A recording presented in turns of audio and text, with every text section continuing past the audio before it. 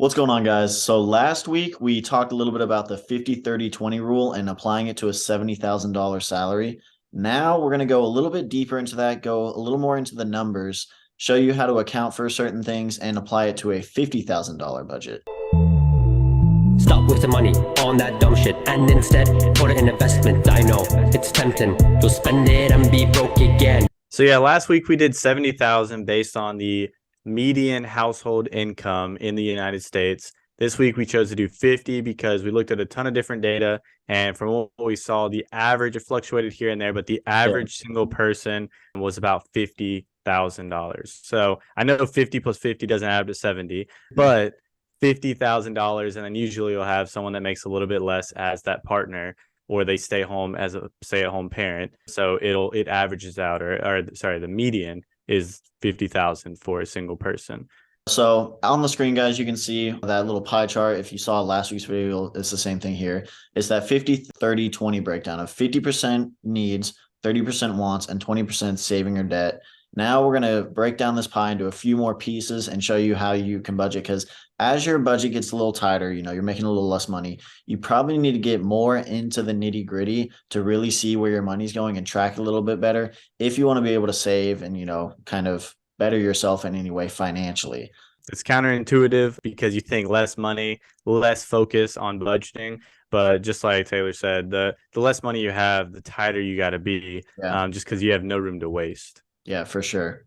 So, for example, if you're looking at that 50% category right there of needs, you don't want one section of that to dominate. So let's say rent and mortgage, whatever it may be, you don't want that to be 40% out of your whole budget right there. That's within the allotment of 50%, but you don't want it all going to one thing. Really, you want to go probably the absolute max is 30% going to your rent and mortgage.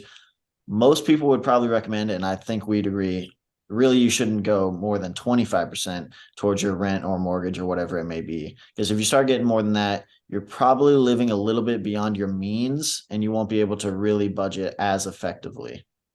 Yeah, because if you just think about it in terms of your housing is, yes, one of your largest purchases or monthly fees, but you also have your groceries and you also have many, many, many other factors that come into play. So you don't want to use 50% on rent and have a really nice apartment, a really nice house, and then can't get groceries. Yeah. That's where it gets very hard. Or the people that you're like, dang, how do they live in that house, but they have that car? Like, that's a nice car. Or vice versa. It's usually they're stretching their needs past their budget that they have. Yeah. So let's say you do have this $50,000 budget, and let's say you live in Connecticut, for example. After taxes, your monthly income is going to be roughly $3,200, which means your 50% needs is consisted of $1,600, and that 25% that 25% of your overall monthly income that you can apply to your rent or mortgage is about $800.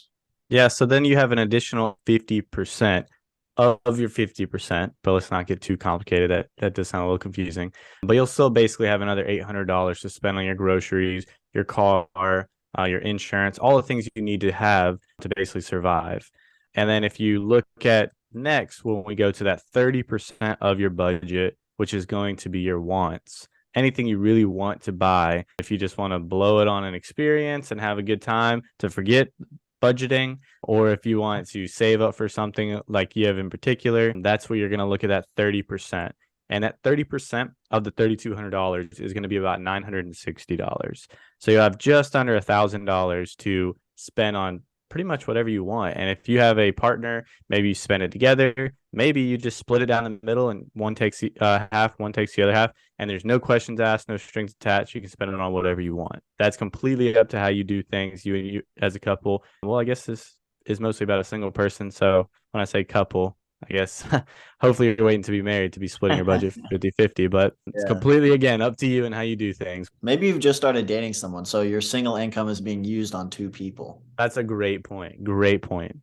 Dating is expensive, but that's an excellent point what Ryan was saying. So you almost have $1,000 for all your wants and everything, which may sound like a lot or a little, depending on where you're kind of coming from. $1,000 for once, but that goes away quickly when you think about all the things you're spending on. Those things that you don't even think about that are automatic withdrawals from your account, your subscriptions and everything. You go out for drinks and you spend $100 at the bar one day. You've already gone through a decent chunk of your fun money right there in one day.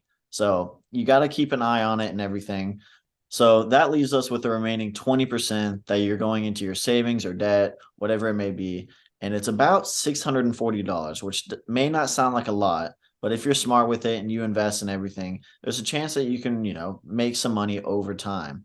So let's say you invested $400 out of this 640 into, a Roth IRA or something. By the time you're at retirement age and you've invested that every month, you'll have over 2.1 million at an 8% return and nearly 6 million at an 11% return if you started investing at the age of 20 and waited till retirement age at 65. So if you look at it that way, in the long run, if you stay consistent, and I know that's the hardest part here is staying consistent, because a $50,000 budget, you may think I'm spending every penny of it. I'm paycheck to paycheck right now.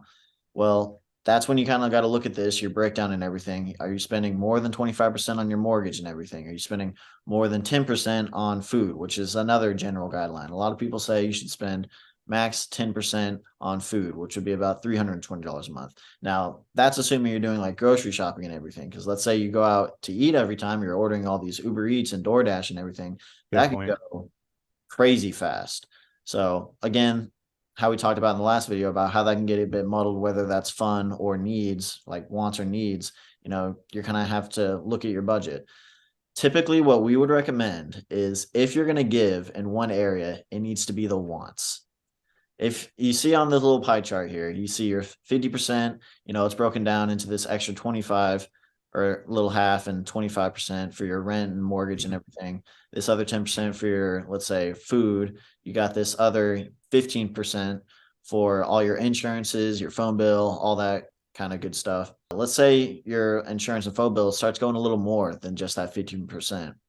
It should really, if you can, make it bleed into your wants and everything, because the general guideline that everyone says, and we do agree with it, is pay yourself first. Invest your money first, and now look at what you have. Pay off your needs, save, invest, and then look at what you have for your fun money. That's where this whole kind of pie chart kind of starts to vary, especially when you get a little bit tighter with money and everything. It's kind of what you'll have to do if you want to, really better yourself in the long term and be able to invest towards financial freedom. And these numbers are going to vary a little bit depending on the state you're living in for multiple reasons. One, the exact breakdown of how much you're getting paid will change. If you're in Florida with no income tax, it'll be a little bit higher.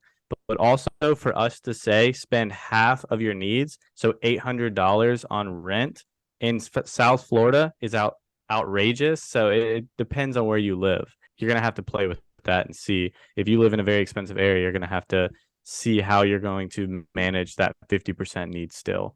And then just like Taylor said, I do agree. Me spending over $1,000 a month in fun money or my wants, quote unquote, is not a thing I would ever do. That just doesn't make sense to me, especially if I'm only making $50,000. I have a different mindset. We have more of that investing mindset. So once you do have excess money, I'm taking a small chunk of it to have a little bit of fun, but the rest of it's going towards investing 100% and maybe paying off a little bit of debt here and there if I do accumulate some. So that is not, my fun is way smaller than that 30% wants, because wants is too broad in my opinion. But that's kind of our opinion on that 50,000 and how we would spend it. I would cover my needs, make my needs as little as possible, and then I would take my wants and whatever's left over for my needs and put it all in savings or investing. While you can't afford it and you don't have a lot of things overhead, you don't have a huge cost, that's when you would want to do that the most, is put it towards investing so you can set yourself up. Because the biggest asset to your investments is time. So you want to give it as much time as possible to run its course. Oh, 100%. And let's say you've done your budget, you paid off all your needs, which is obviously a requirement, everything. And then you do your 20% towards your investments or whatever it may be. Now you're looking at it like, okay, whatever I have left is fun money. You don't have to spend all that, you can go above that 20%. When I was trying to save, just personally, when I was saving towards being able to afford a down payment, because, if you've kept up with our channel at all, me and Ryan are both looking into real estate right now. I was saving closer to I think it was roughly 38% of my income just towards that. And I was still doing my 401k and everything. Now, that was like me doing almost virtually nothing. I wasn't buying any extra clothes. I wasn't doing anything. I wasn't driving that much because I travel a lot for work. So, I wasn't having to pay much gas and car maintenance and all that. So I was able to cut down a lot of my costs and everything. But I didn't have the mindset of, okay, this is what I'm saving. I'm only going to save this amount, and whatever I have left, I need to spend on fun, because you should spend some money on fun. You don't want to burn out and everything. That's not what we're saying. But whatever you can save and invest, you'll just be that much better off.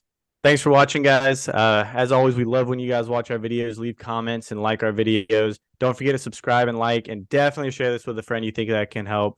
We're always trying to help more people. That's the whole reason for starting this channel. As we learn, we help you learn, and we can help so many more people. So don't forget to share, like, and subscribe. Thanks, guys. Stop wasting money on that dumb shit and instead put it in investment. I know it's tempting, you'll spend it and be broke again.